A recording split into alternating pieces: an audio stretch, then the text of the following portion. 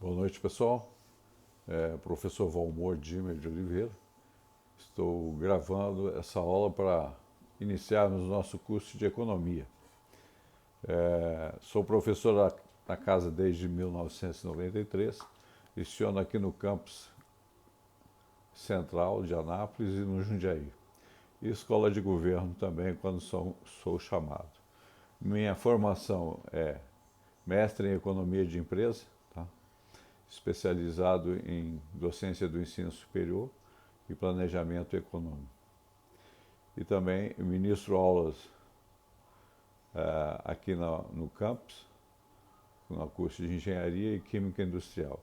E no Jundiaí, no curso de Economia e no curso de Contábeis. Nossa disciplina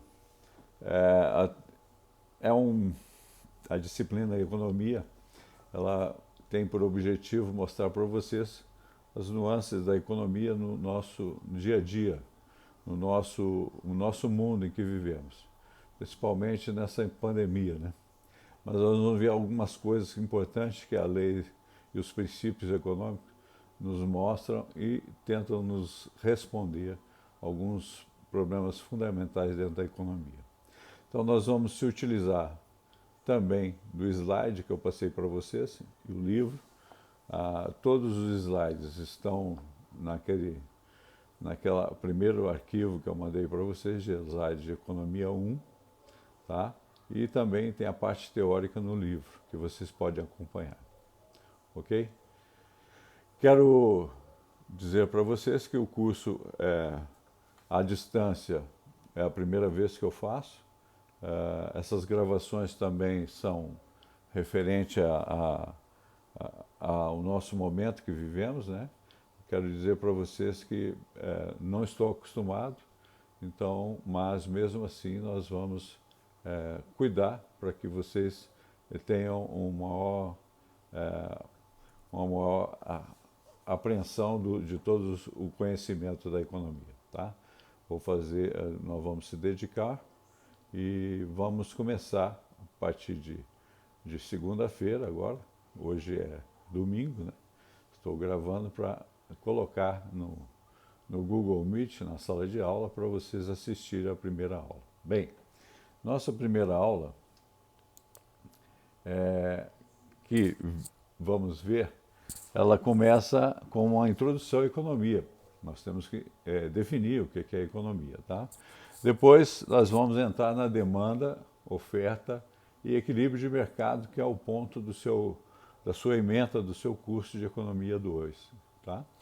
E depois nós vamos para produção e custos de produção e estrutura de mercado.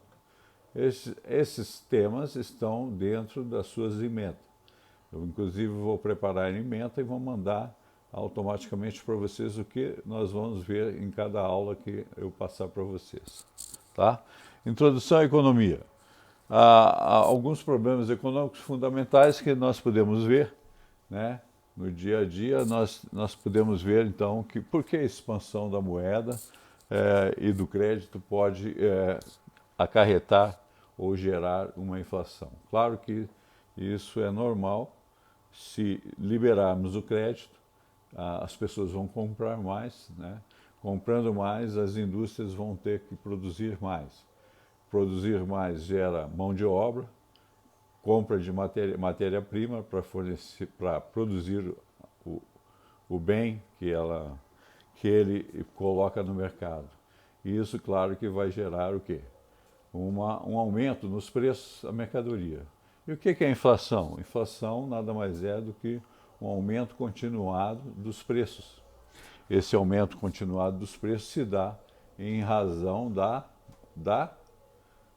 elevação dos preços do produto, ou seja, e sem controle nenhum. Claro que nós vivemos no Brasil um momento inflacionário, tá? Hoje não temos mais isso, mas já vivemos com a inflação de 25% ao mês, tá?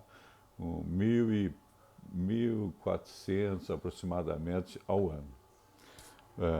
Bom, por que o nordestino possui uma renda per capita menor, muito inferior à do paulista? Claro que O Nordeste hoje se baseia mais em turismo, né?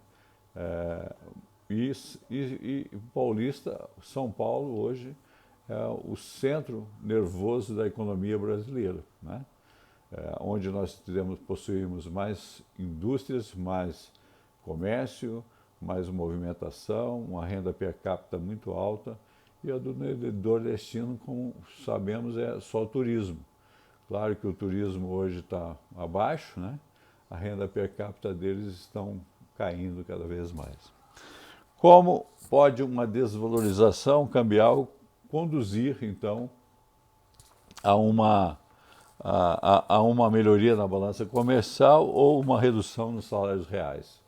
Bom, essa desvalorização cambial diz respeito a uma moeda estrangeira. Nós, principalmente no Brasil, usamos mais em referência ao dólar. E esse dólar pode estar num momento baixo ou pode crescer de valor a cada dia. Então, com R$ 5,22 aproximadamente, nós compramos um dólar. R$ 5,22 compramos um dólar. Houve momentos em que R$ 1 era $1, logo no início do Plano Real, né? Claro que isso já passou, não há mais. Então houve o quê? Uma desvalorização cambial. Ou seja, você se utiliza mais reais para comprar mais dólar, ou menos, o mesmo tanto de dólar que você estava comprando anteriormente. Claro que é um ponto lá na frente que a gente vai ver, tá? Depois, o que é economia? A definição de economia nada mais é que, etimologicamente, a palavra economia vem do grego, né? Oikos, casa, riqueza, né? Mais nomos. Não, então, oikonomos. Oikonomos quer dizer regras do lar, ou aquele que administra o lar. É a palavra economia. Então, oikos, casa, riqueza, e nomos, regras. Oikonomos, palavra grega, que quer definir etimologicamente a economia. Economia, então, é a administração, aquele que administra o lar. Então, tal como os casais, né? O casal gera o orçamento familiar, assim, satisfaz as suas necessidades. A economia também tem a ver com uma forma com que o homem cria e utiliza esses bens que são escassos, com vista a satisfazer as suas necessidades, que são cada vez maiores, né? Podemos satisfazer agora, de repente, nós estamos necessitando de alguma coisa. Então, na economia, vamos ver que os recursos são escassos e as necessidades humanas, as necessidades são ilimitadas. Toda hora precisamos de alguma coisa para sobreviver. Então, numa concepção maior, vimos que a economia repousa sobre os atos humanos. Por quê? Porque é uma ciência social aplicada. Aplicada ao quê? Ao modo econômico, né? Assim como temos o direito, que é uma ciência social aplicada às leis, às normas, assim como temos a administração, que é o gerenciar, o controle da administração e etc, né? Então, a ciência social, por quê? Visa o comportamento do homem, né, na sociedade, né? Então, é aplicada à economia, aplicada à contabilidade, aplicada ao direito, aplicada à administração.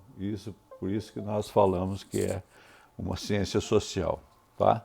Então, vamos ver, então, obtendo os resultados cada vez mais precisos com a economia para que atendemos ou solucionarmos os problemas do bem, o bem comum, do bem-estar de cada um, tá?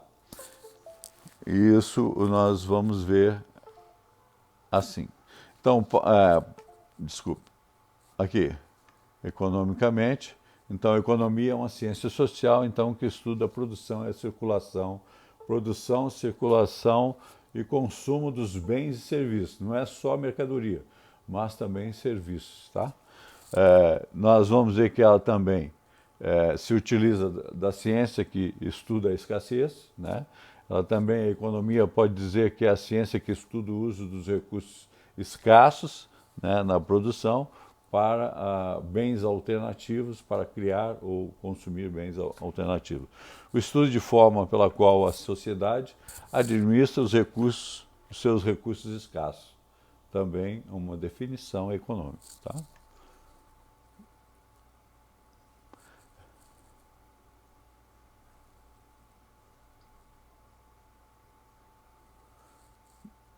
Vamos pular aqui, é um problema econômico importante aqui. Ó.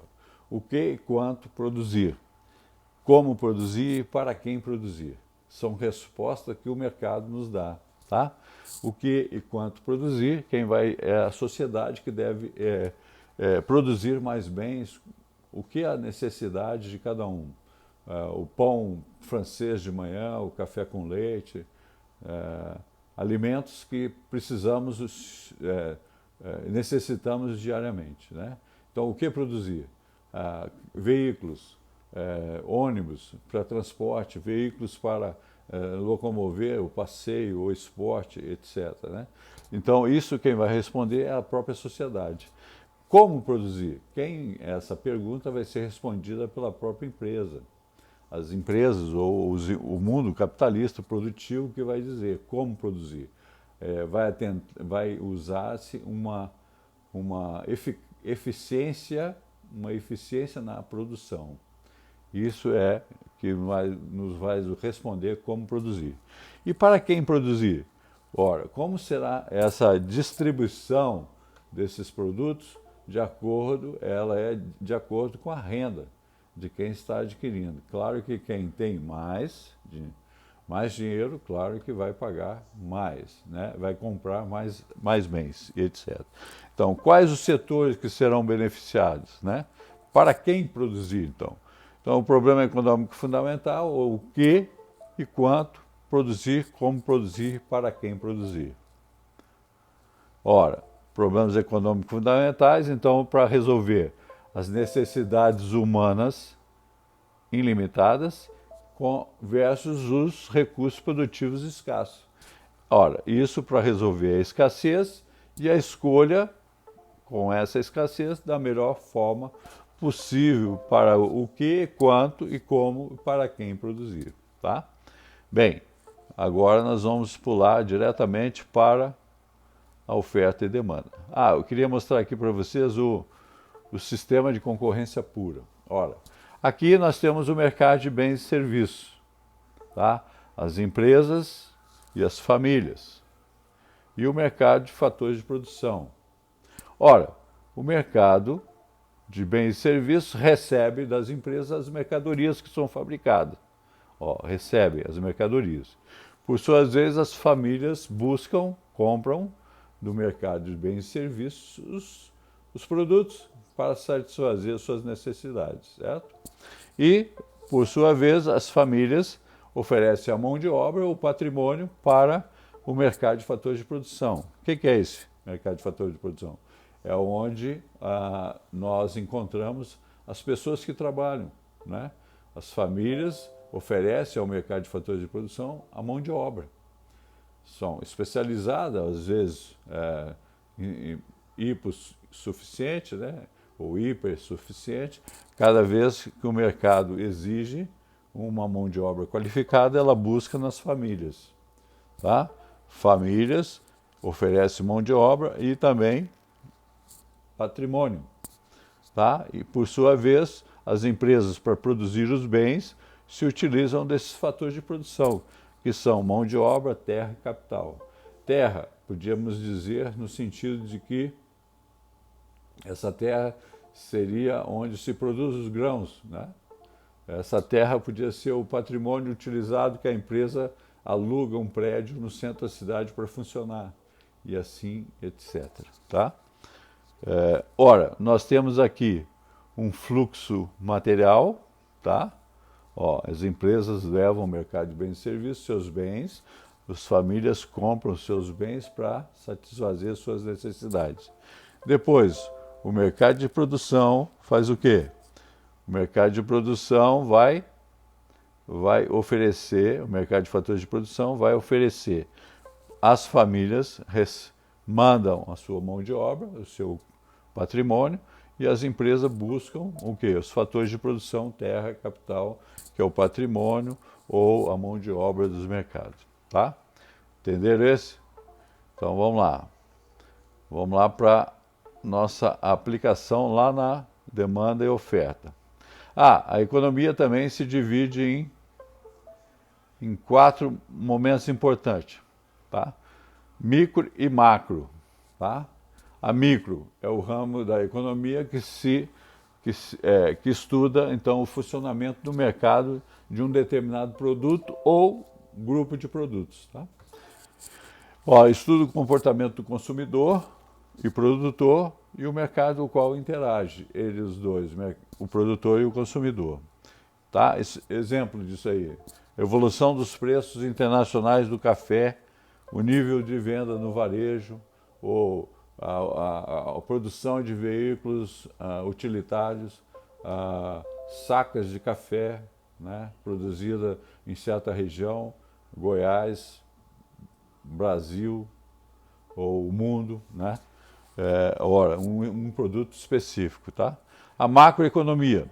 A macroeconomia vai se preocupar, então, com a teoria que estuda o funcionamento da economia como um todo. O que é esse o todo? Esse todo quer dizer os agregados. Tudo aquilo que produzimos a quantidade. Quantas sacas de café produzimos no Brasil? Quantas arrobas de bois são abatidas diariamente ou mensalmente ou semestralmente, um período, claro, né? E isso também vai se preocupar a macroeconomia. Quantos da linha branca doméstica são produzidos ou consumidos no Brasil? Atenção, a macroeconomia vai só se preocupar com aquilo que foi vendido, foi consumido. O que tem no estoque não é computado. Só vai computar na macroeconomia aquilo que foi vendido ao consumidor final. Tá? Nós vamos ver isso mais tarde. Tá? Ela vai se preocupar então com o volume de produção total, o crescimento econômico. Ela vai se preocupar com a inflação, o nível de emprego. Tá? Claro que se tem um monte de mais de 15 milhões de desempregados, nós estamos chegando num caos, né? O cara não consegue consumir, não consegue pagar o seu aluguel, não consegue comer. Claro que não tem problema. E por isso que o governo se utilizou hoje, então, do recurso emergencial, né? Então, pagando R$ 600 para cada um dos brasileiros, para sair da crise. A economia também tem outra parte, além de micro e macro, nós vamos ver desenvolvimento econômico e a economia internacional. O desenvolvimento econômico, então, estuda os modelos de desenvolvimento que eleva, né, que leve à elevação do padrão de vida das pessoas, do bem-estar, do padrão de vida das pessoas em um certo momento.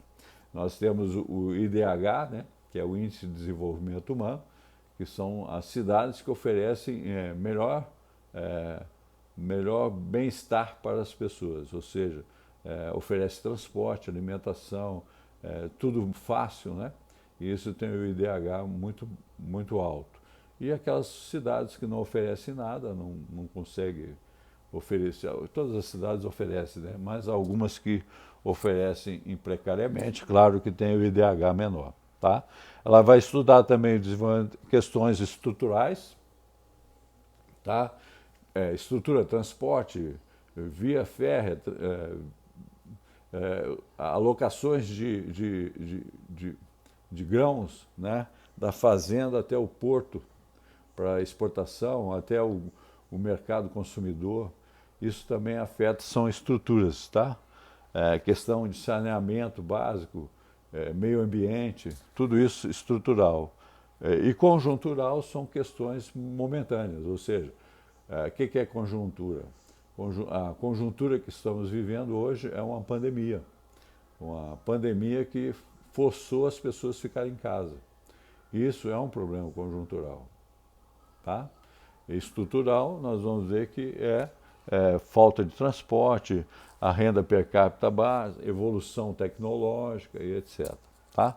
E a economia internacional, que é outro segmento, divisão da economia, nós vamos ver que ela estuda as relações entre os países, faz comparação do poder, o poder econômico de país para país. Tá? São eles, estuda as relações de troca entre país e país, transações de bens e serviços, transações monetárias, que são dinheiro, troca, né, de dólar, euro, iene, libra esterlina e etc. Trata-se também da determinação da taxa de câmbio e o comércio exterior, que visa aqui, que é dentro do estudo da economia internacional. E as relações financeiras internacionais, como compra de equipamentos, né? Compra de equipamentos médicos se utiliza, né? Por exemplo, a compra agora da China dos equipamentos dos respiradores, né? Claro que isso também é transações, relações exteriores, né? Envolve a economia. Bem, aqui essa fronteira que eu ia explicar, mas não faz parte da nossa emenda, nós vamos passar. Tá? História também econômica é importante para que tenhamos um entendimento dos pensamentos dos pensadores econômicos do mundo, na evolução do mundo, que contribuiu também para a economia. Tá? Por exemplo, Adam Smith foi o precursor da economia, foi ele que sistematizou a palavra, a ciência econômica. Tá? Adam Smith, pelo seu livro, a Riqueza das Nações, ele conseguiu, então, trazer para nós um legado muito importante. Ele sistematizou a economia. Claro que vieram outros, Adam Smith, Dave Ricardo, Thomas Malthus e etc., que são partes importantes da economia. Atenção, muitos temas que nós vamos ver dentro da nossa disciplina, Contabilidade 2, são temas de um ano de estudo para os economistas, tá? Esse um ano de economia, você estuda a história do pensamento econômico 1 e 2, a macro 1 e 2, micro 1 e 2. Essa parte de microeconomia que nós vamos ver, os fundamentos da demanda, oferta e equilíbrio, isso é uma disciplina só no curso de economia. Nós vamos ver ele pinceladamente, em uma aula, mais ou menos, né, de 40 minutos, que nós vamos ver agora, para depois, nós vamos falar só da demanda hoje, tá? Em próxima aula nós vamos falar da oferta e o equilíbrio, tá bom? Então, tem certos assuntos dentro da economia que é um ano de estudo para o economista, mas para nós contadores, contabilidade, né, nós vamos ver pinceladamente, ou seja, em forma reduzida, mas não deixando de falar o essencial daquele ponto importante, tá? Fundamentos da microeconomia, que é a demanda. Análise da demanda de mercado, demanda e procura são iguais dentro da economia. E a análise da oferta de mercado, importante, tá? Isso, claro, que vai fazer com que a gente entenda um pouquinho do mercado. Tá? Vamos lá, então. Fundamentos da microeconomia, já é micro isso aqui. Por quê? Nós vamos estudar a teoria dos preços dentro da microeconomia, o comportamento das famílias, tá? Que é o consumidor, das empresas, que são as firmas, né? E o mercado, que são colocados esses produtos para as famílias adquirirem, né? Nos quais estão operando, ou seja, esse mercado específico em qual a microeconomia vai se colocar. Procuramos então procura-se mais uma análise parcial, ou seja, não são todos os produtos que nós vamos ver, né, mas alguns que vão dar a noção de a maioria que você quiser estudar, tá? Então, análise parcial, não se esqueça, tá? Fundamentos da micro. A micro analisa a formação dos preços no mercado, ela analisa essa formação, porque os preços estão naquela posição, tá?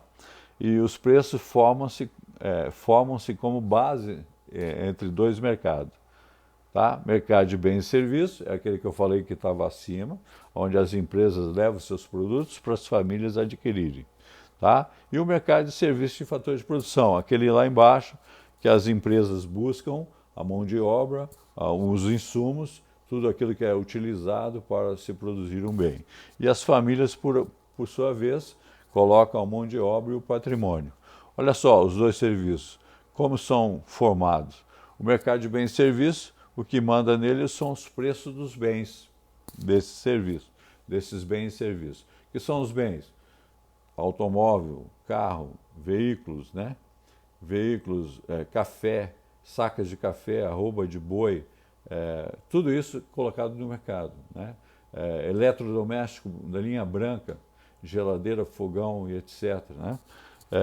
Serviços hospitalares, né? Médico, a advocacia, contabilidade, o escritório de contabilidade são bens, serviços que são colocados no mercado à disposição das pessoas. Tá?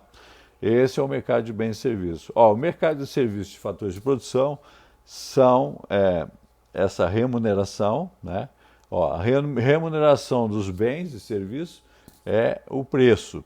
E a remuneração dos mercados de fatores de produção, que são os salários, juros, aluguéis e lucros, são remunerações, o salário da mão de obra, os juros são do capital investido, os aluguéis são do patrimônio concedido em forma de aluguel, tá? E os lucros, o empresário, né?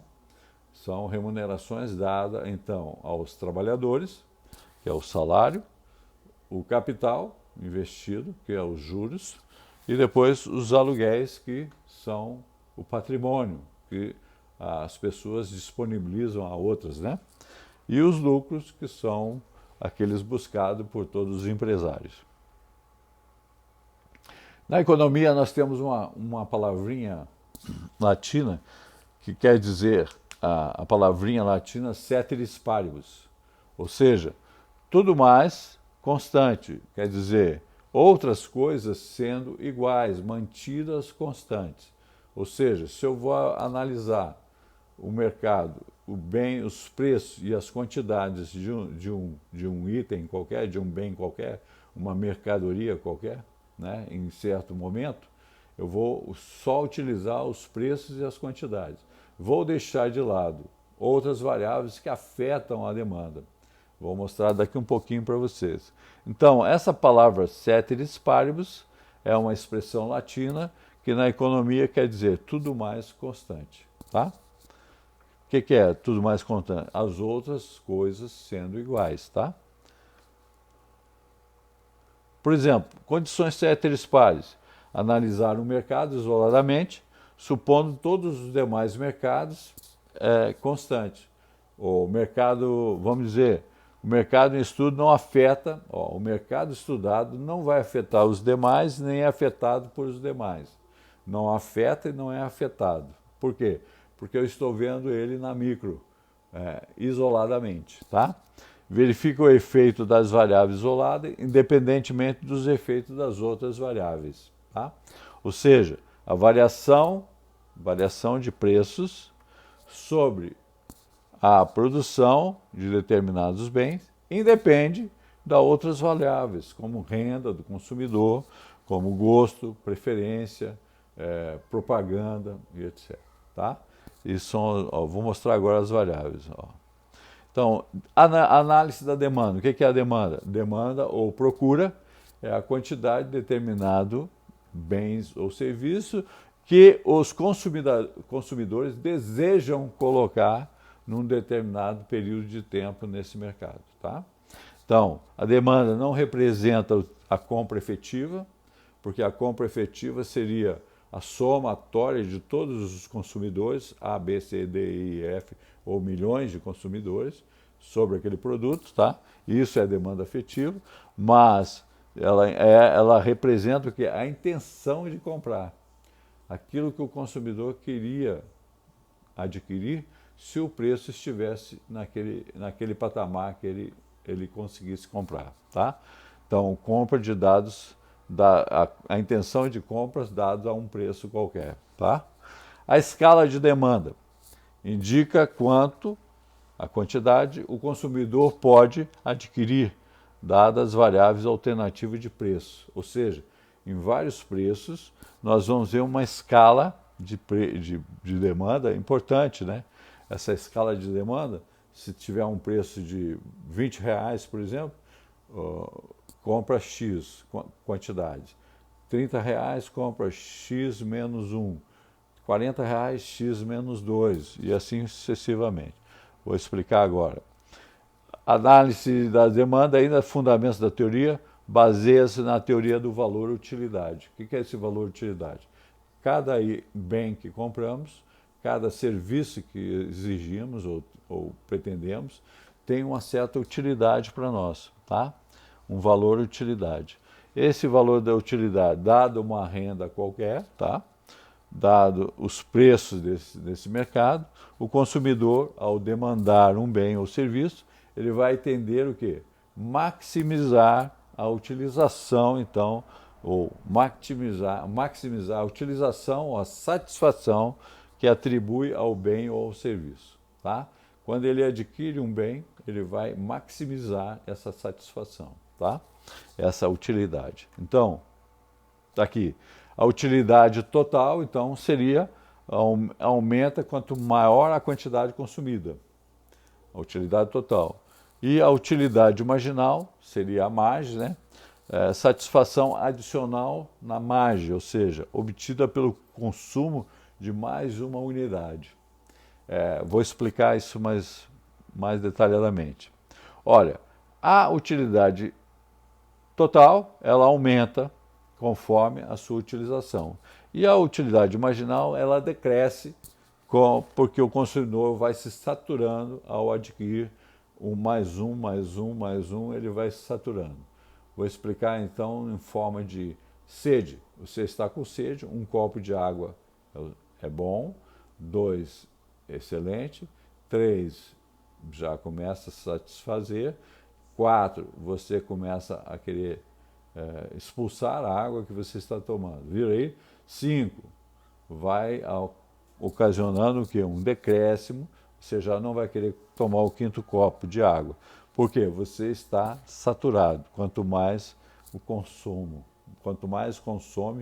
água, mais você satisfaz e menos sede você tem, né? Olha só, aritmeticamente, ou visto num panorama de coordenadas e abscissas e ordenadas, né? Olha só, utilidade total, ela cresce conforme você vai consumindo. A quantidade que você vai consumindo vai aumentando, ela vai crescendo. Quanto maior a utilidade total, maior a quantidade consumida. Ora, então a utilidade marginal, que é aquela na margem, ela é igual à variação. O que é a variação? Momento 1, momento final, momento inicial, momento final, tá? Utilidade total, variação da utilidade total sobre a variação da quantidade. Então, se nós analisarmos 2 pontos aqui, este e este, nós vamos ter, respectivamente, quantidades diferentes para cada momento da curva. E a utilidade marginal é a inversa. Quanto mais consumo você tem, menor a utilidade marginal. Quanto menor o consumo, uma unidade, você tem a utilidade marginal máxima. Ficou claro isso? Bom. Então, a análise,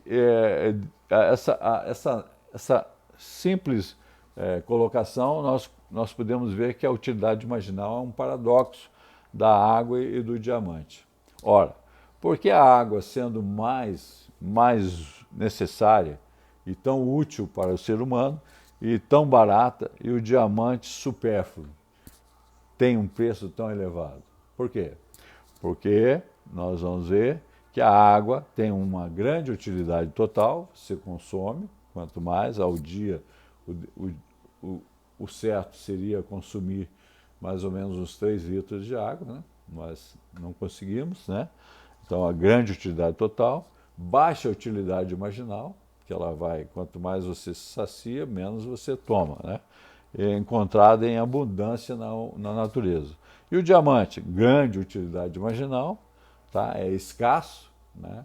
Para nós termos um diamante, devemos o quê? Comprimir um carvão a certa pressão, né? Para ele se transformar em diamante. Claro que isso aí nós encontramos mais na natureza, né? Então ele é raro.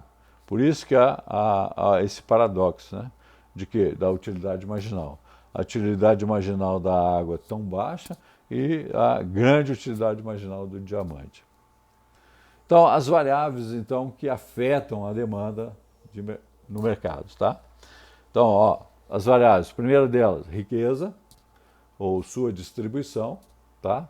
Renda e sua distribuição. Quem tem renda adquire, né?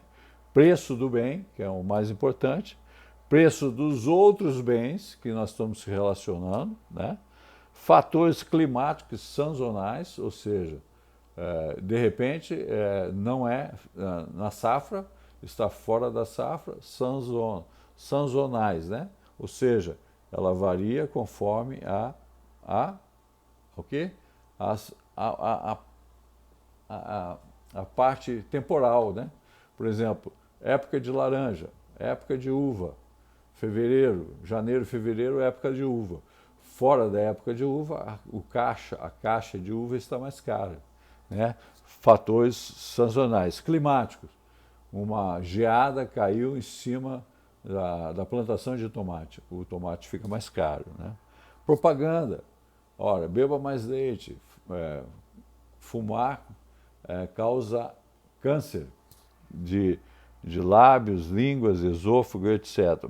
Propaganda pode ser negativa ou positiva. Hábitos, gosto, preferência do consumidor, tudo isso são variáveis que afetam a sua demanda. Tá?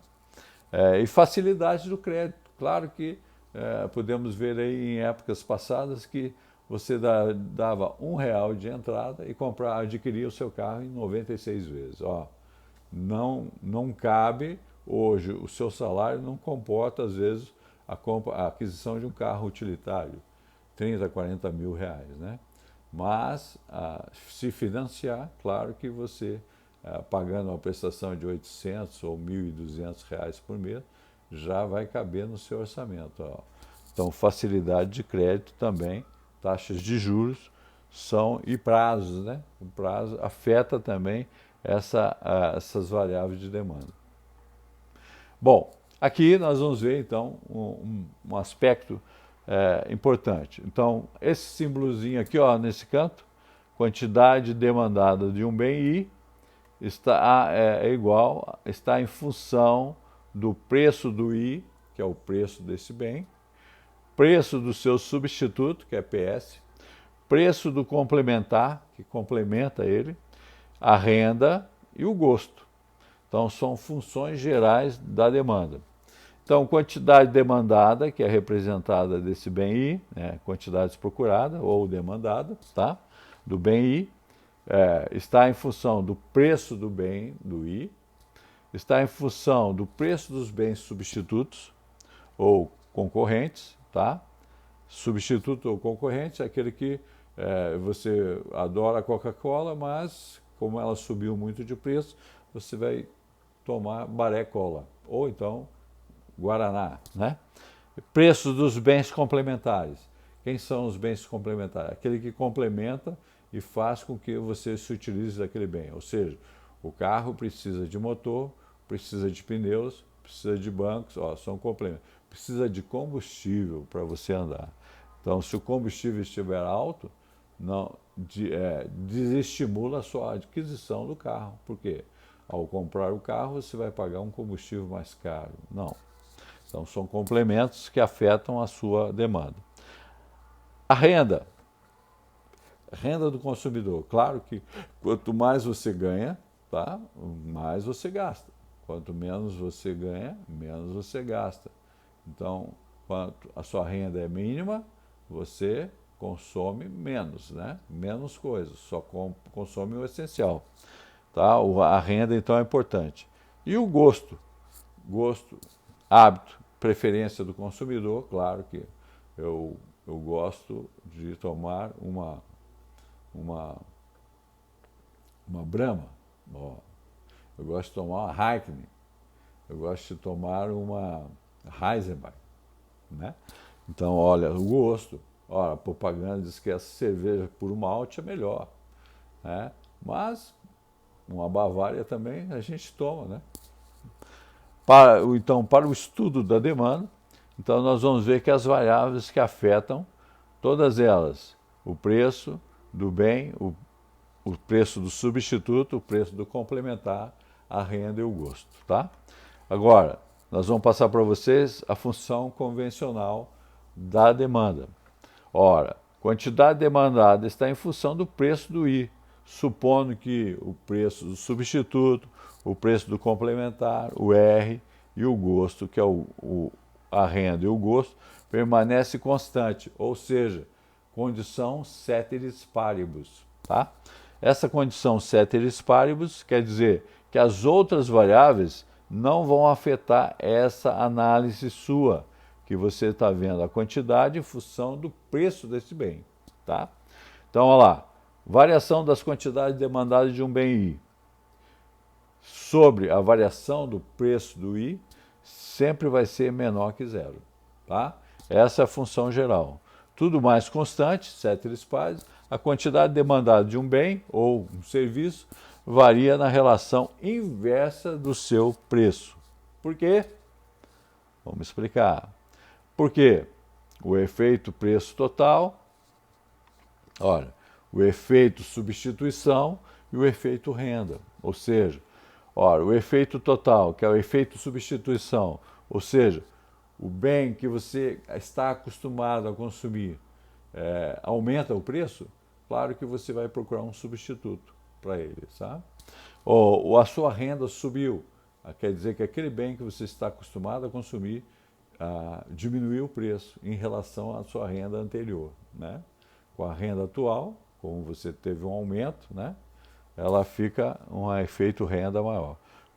Com a queda do preço, o poder aquisitivo do consumidor aumenta, tá? Por que a queda do preço? Porque aumentou minha renda. Eu tenho, então, um poder aquisitivo maior. E a demanda deve aumentar. Assim como o bem mais barato relativo ao concorrente, fazendo com que a quantidade demandada aumente do concorrente e não daquele que você prefere, tá? Ora, isso tudo, né, vai trazer. Olha só, um exemplo no gráfico. Coordenadas e abscissas, né? Ora, o preço, sempre nesse eixo, nós vamos colocar os preços. E neste eixo, tá? Nós vamos colocar o quê? As quantidades, para que tenhamos uma análise correta, tá? Esse gráfico representa, então, a função linear da demanda. Ou seja, a quantidade demandada de um bem I está em função de A menos B, menos B vezes o preço. Esse menos quer dizer que a reta tem declividade negativa. Por quê? É inversamente proporcional. Quanto maior o preço, menor as quantidades. Se tiver R$80, eu vou consumir só 5. Se tiver 40, eu vou consumir 15. E se tiver 20, eu consumo 20 unidades, ok? Isso, claro que as condições ceteris paribus, ou seja, o preço de outros livros não afetam, né? Outros livros que você vai adquirir. Em relação dos bens substituto ou concorrente. Ora, o consumo de um bem substituto ou do concorrente do outro, tá? A função é essa, a quantidade demandada de um bem I está em função do preço do substituto. Por quê? Que a variação das quantidades demandadas de I sobre as variações do preço do substituto são maior que zero. Ora, dois bens para os quais tudo mais mantido constante, ou seja, as condições ceteris paribus, né? Um aumento no preço de um deles aumenta a demanda do outro. Ora, se eu tomo a cerveja Heineken ela aumenta abusivamente o preço, eu vou passar para Budweiser, né? Vou passar para Petra, etc. Ó, manteiga e margarina, tá? Ora, se o preço da manteiga está alto, claro que eu vou passar para margarina, né? Que tem o mesmo efeito substituto, ok? Depois, olha só, carne de vaca e frango, ou peixe e, e carne de vaca, ou carne de bovina, né? Precisa ser vaga, frango ou peixe, alterou, cerveja, né? Uma qualidade de cerveja, uma puro malte, outra só de cereais, tá? Coca-Cola e Guaraná também são supostos. Deslocamento da curva, ó, tá? Numa posição de zero, não sei se vocês estão vendo, mas se não estiverem vendo, assista o meu áudio, minha gravação, e depois analise lá o gráfico. De zero, um aumento no preço do Guaraná vai deslocar a curva para cima, né? Um aumento do preço do Guaraná vai deslocar a curva da Coca-Cola para cima. Nós estamos analisando o preço da Coca-Cola em quantidades consumidas dessa Coca-Cola. Se a Guaraná aumenta, claro que eu vou deslocar a minha reta com um aumento maior, né? R$ 60, eu consumia 5.000 caixas, né? Vamos dizer assim. A 60, eu 10.000, né? E assim 15.000, 20.000. E se há uma diminuição, a Guaraná aumenta o preço, claro que eu vou deixar de comprar mais Guaraná para comprar a minha Coca-Cola, que é a preferida, né? Depois, bens complementares, que são aqueles que você se utiliza. Ó, a quantidade demandada de um bem I está em função dos preços dos complementares. Claro que as outras condições ceteris paribus, o constante, que é o preço do I, o preço do substituto, a renda e o gosto, tá? Constante.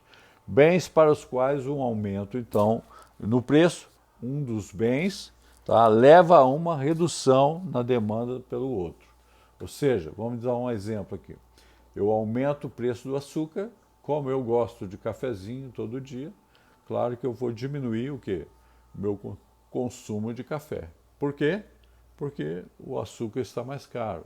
E isso faz com que o preço do cafezinho aumente, né? Então eu deixo de tomar café, tá? Ora, outro exemplo, computador e software. Eu tenho o computador, claro, e se o software estão mais caros, eu deixo de estar mexendo muito no computador. Porque se eu preciso de um software e ele está caro, eu não adquiro, né? Eu vou me virar com outra coisa, um software gratuito, né?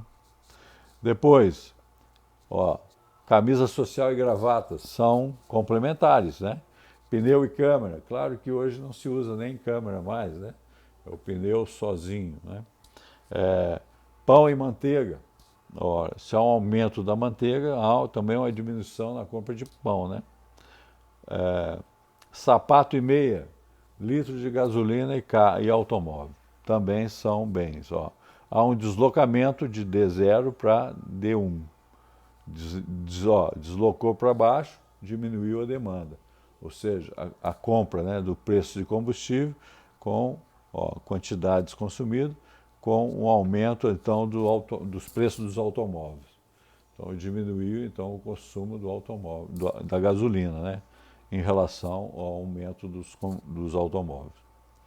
Depois, aqui nós vamos ter, como é a renda, nós vamos avaliar dessa seguinte maneira. Quantidade demandada de um bem I está em função da renda. Essa função da renda, o que vai ocasionar? Essa renda, mantendo as outras variáveis constantes, ou ceteris paribus, tá? Em relação à renda dos consumidores, há 3 situações distintas. Primeira dela, variação das quantidades demandadas de um bem I sobre a variação da renda, maior que zero. Este bem é normal. Ora, tudo mais constante, um aumento na renda provoca, então, um aumento na quantidade demandada. Bem normal. De 0 a 1, normal. Acima de 1, bens supérfluos.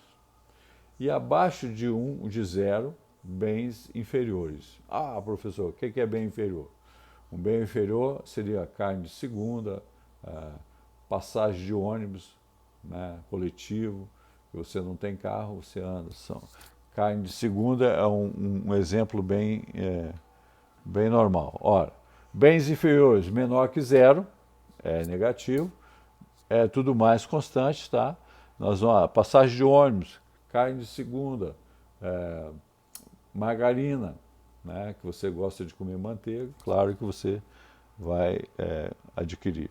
E variações, quando a variação das quantidades demandadas são sobre a variação da renda for igual a 0, esse bem é saciado. O que é bem saciado? Tanto faz ele aumentar como não, tá? Ele vai um aumento na demanda não acarretará um aumento na quantidade consumida. Então, quer dizer, se aumentar a renda do consumidor, não aumentará a demanda.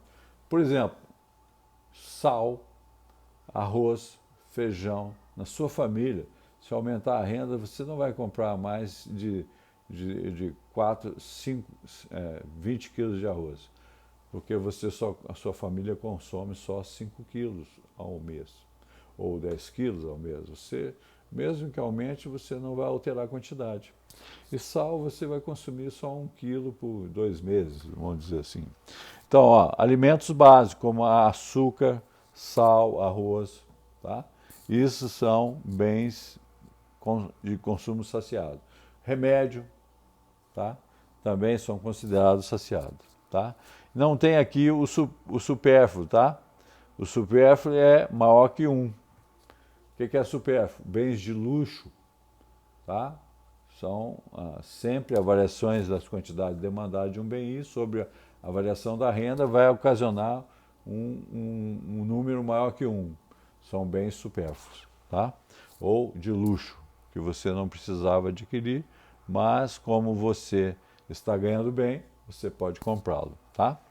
E depois nós vamos ver essa renda aqui, ó. A classificação depende da classe de renda do consumidor, tá? Essa classificação que eu dei para vocês, maior que 0, menor que 0, igual a 0, depende da classe do consumidor, tá?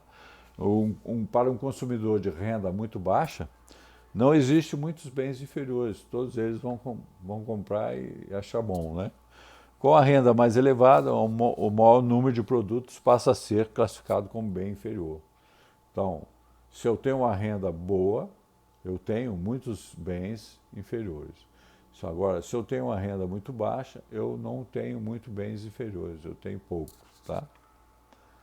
Bem, aqui ó, bem normal, há um deslocamento de D0 para D1, desloca a curva, tá? Preço da carne de primeira aumentou, quantidade de carne de primeira diminui, né? Ó, supondo um aumento na renda, ó, aumento da renda aumentou, deslocou a curva, tá vendo? Supondo um aumento na renda, vai ocasionar o quê? O maior consumo de carne de primeira. Você não vai comprar carne de segunda, mas vai comprar carne de primeira. É um bem normal. Bem inferior a um deslocamento para baixo, ó, de D0 a D1. Preço da carne de segunda. Supondo um aumento na sua renda, você vai deixar de comprar carne de segunda para comprar carne de primeira. Mas o que acontece na curva? Cai a quantidade demandada do bem inferior. E, olha lá, bem saciado, ou seja, qualquer aumento da renda não vai alterar a sua curva, vai ficar constante, igualzinha. Por quê? Porque tanto faz, né? Um aumento maior, quanto menor, você vai consumir aquilo mesmo, tá? Depois, quanto ao gosto, tá?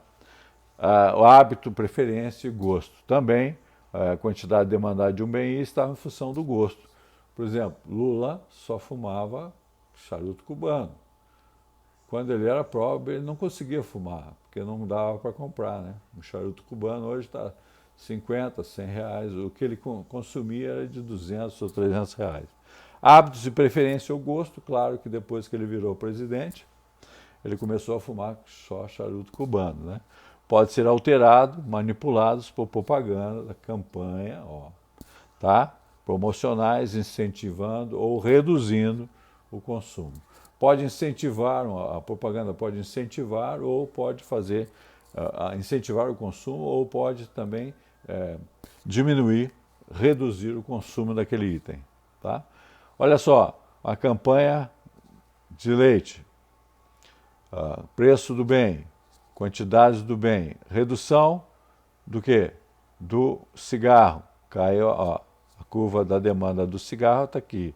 A curva, aumento do leite, ou seja, o leite faz bem à saúde. Você desloca a curva para a direita, tá? Ok? Deslocamento para a direita e para cima. E a campanha prejudicial, né, à saúde, há um deslocamento para baixo. Aqui nós temos o resumão daquilo que tudo que nós falamos, quantidade demandada de um bem I está em função do quê? Do seu preço, preço do substituto, preço do complementar, renda e gosto. Aqui nós temos as variáveis, né? A função convencional da demanda está aqui, ó, a variação das quantidades demandadas de I está em função da variação do preço de I. Variação das quantidades demandadas de um BI sobre as variações dos preços substitutos é maior que zero. Variação das quantidades demandadas de um BI sobre a variação dos complementares é menor que zero. Está igual à convencional, né? Tá? E aqui, variações das quantidades demandadas de um BI sobre a renda, ela pode ser maior, menor ou igual. E também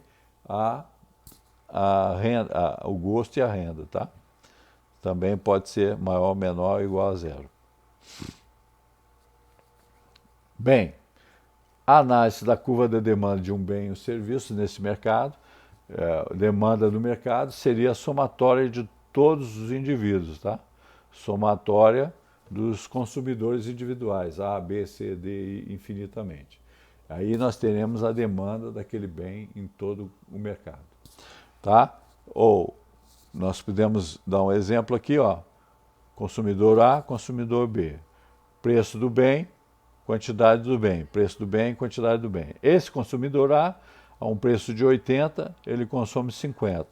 O consumidor B, um preço de 80, ó, 80, ele consome 100, tá? E assim sucessivamente, 80, 10, 100, 60, 60, 100, 60, 200, 40, 150, 40, 30, 300 e 20, 400. Ora, a demanda total desse mercado seria a soma do A e B. Estaria 80, ele estaria 150, que era 50 de um e 100 do outro.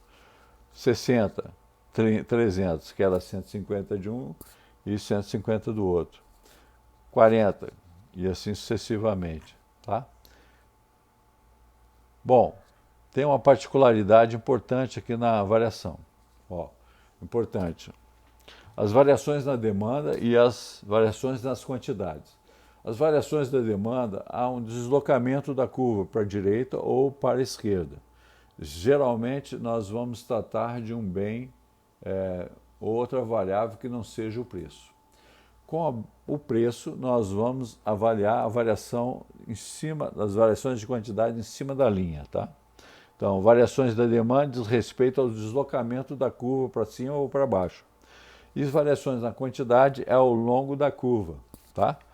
Que é sempre dado em condições set price. E aqui, ó, preço do bem, que é a variável mais importante, movimento ao longo da curva, tá?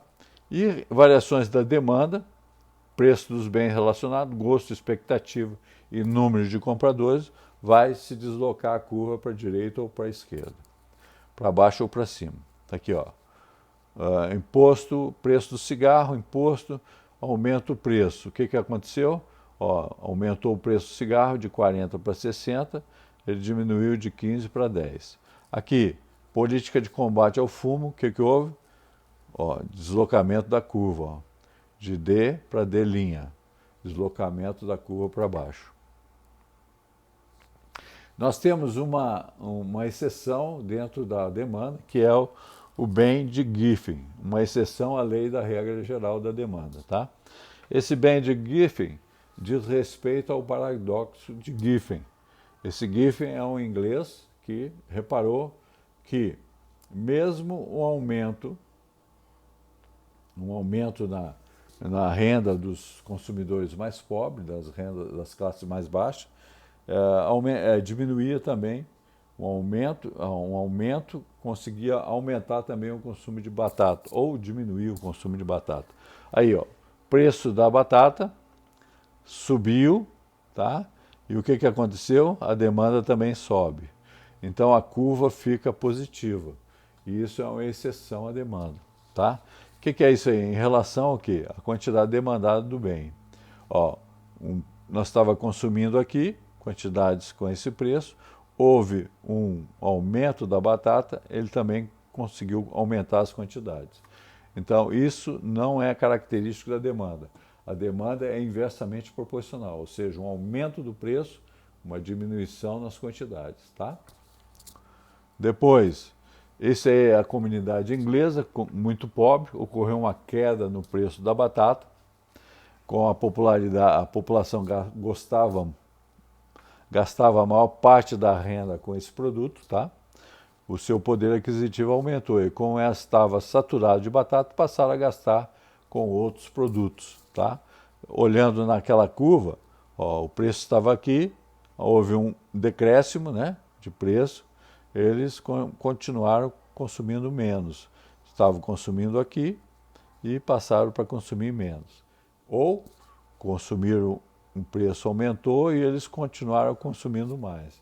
Então, não é essa a característica da demanda. A demanda é inversamente proporcional ao preço do bem. As quantidades demandadas são inversamente proporcional aos preços da demanda, tá? Desses bens.